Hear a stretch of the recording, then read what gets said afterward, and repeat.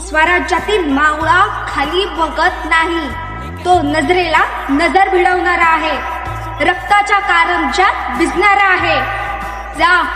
जाऊन सांग तुझ्या औरंगजेबाला, छत्रपतींचा जेवढा छळ करशील तेवढ्या मरण यातना तुला भोगाव्या लागतील.